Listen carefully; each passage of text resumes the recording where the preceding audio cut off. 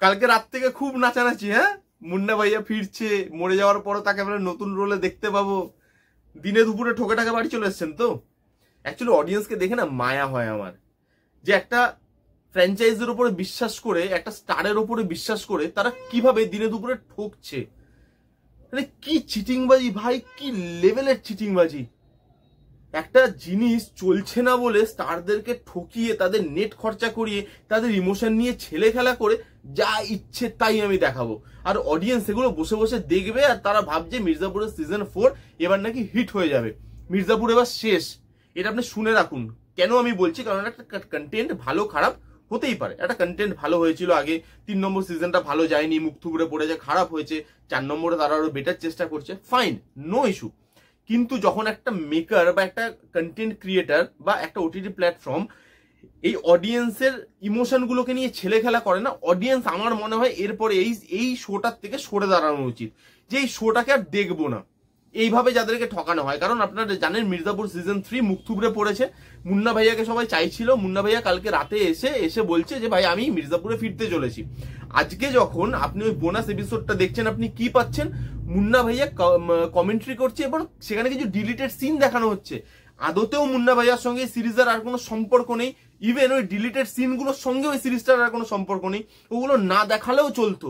খালি মুন্না ভাইয়ার ফ্যানকে ক্যাটার করবে বলে, সিজনটা ভালো হয়নি সেটাতে আরো অডিয়েন্স আনবে বলে, সেই সিজনটাকে দেখাবে বলে লাস্টে ভিক্ষা অব্দি চাওয়াতে হচ্ছে অ্যাক্টরকে দিয়ে। দিব্যেন্দু লাস্টে বলছে বোনাস এপিসোডের লাস্টে যে हम आते रहेंगे पर शर्त एक ही है कि आप मिर्जापुर के साथ बने रहिए, মানে আমি আসবো মাঝে মাঝে এসে দেখা দেবো, কিন্তু তার জন্য তোমাকে নেট খরচা করে বড় বড় এপিসোড আর এই শোটাকে হিট করাতে হবে। যেমন এটা মানে লেজেন্ডারি শো ছিল, এটাকে সেই জায়গাতেই রেখে দিতে হবে, কন্টেন্ট যেরকমই হোক না কেন।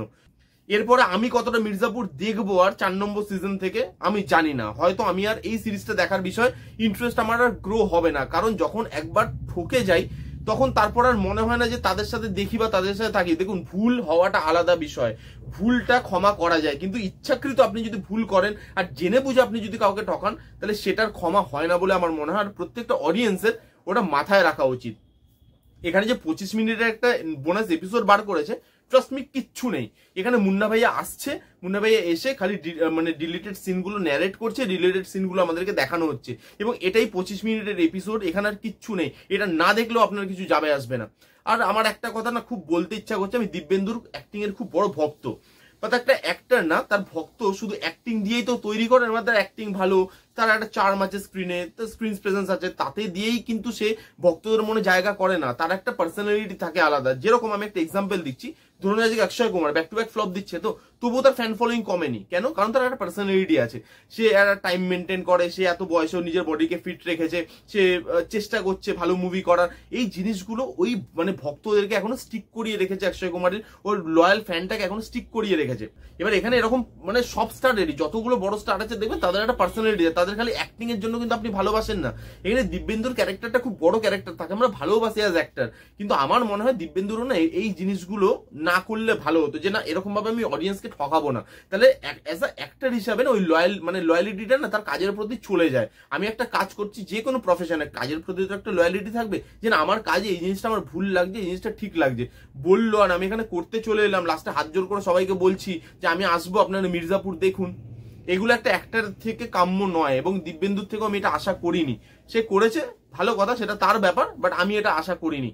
হ্যাঁ, এটা ঠিক কথা যে দিব্যেন্দু যতক্ষণ ছিল এই 25 মিনিট ততক্ষণ একটা চার্ম ধরেছিল। পুরো সিজন 3 থেকে এই বোনাস এপিসোডটা ভালো, মানে আপনি যদি সিজন 3 না দেখেন এই বোনাস এপিসোডটা দেখুন, আপনি বেশি মজা পাবেন, এটুকু বলতে পারি। কিন্তু এরকম দিনে দুপুরে অডিয়েন্সকে ঠকানো হবে আর সেটা অডিয়েন্স বসে দেখবে, আমার মনে হয় না সেরকম ধরনের অডিয়েন্স এখন ইন্ডিয়াতে আছে, যারা খালি নাম দেখে সিনেমা হলে চলে যায়, বা যারা খালি নাম দেখে বা কারোর মানে কোনো সিরিজ প্রচুর হিট সেটা দেখবো আমি, সেটা যেমনই হোক না কেন সেটা দেখতে আমি নেট খরচা করে ফেলবো, সেরকম অডিয়েন্স কিন্তু এখন ইন্ডিয়াতে নেই। কন্টেন্ট অডিয়েন্স দেখে আগে, তারপরেই যায় সেটা দেখতে, সেটা মির্জাপুর হোক বা অন্য কিছু। এই ছিল আমার রিয়াকশন মির্জাপুরের বোনাস এপিসোড নিয়ে। যারা ফ্যান নয় তারা দেখতে পারেন, আর যারা ফ্যান আমি তো বলবো একদম এই এপিসোডটা দেখবেন না। যদি আপনারা দেখেন না, আপনারা নিজেদের উপর নিজেদের লজ্জা হবে যে আমরা কেন এরকম একটা শো এর সাথে জুড়লাম, আমরা কেন এই শোটাকে এত ভালোবাসা দিলাম, আমরা কেন এই শোটার ফ্যান হলাম, সেটা আপনাদের মনে প্রশ্ন আসবে, সেটা আপনাদের জন্যই খারাপ। এই ছিল রিভিউ। কেমন লাগলো জানাতে ভুলবেন না। ভালো লাগলো please give Thums up, like করবেন, কমেন্ট করবেন, শেয়ার করবেন, চ্যানেলটাকে মাস্ট সাবস্ক্রাইব করবেন। দেখা হচ্ছে নেক্সট কোনো ভিডিওতে। ততক্ষণ bye bye, take care and be safe.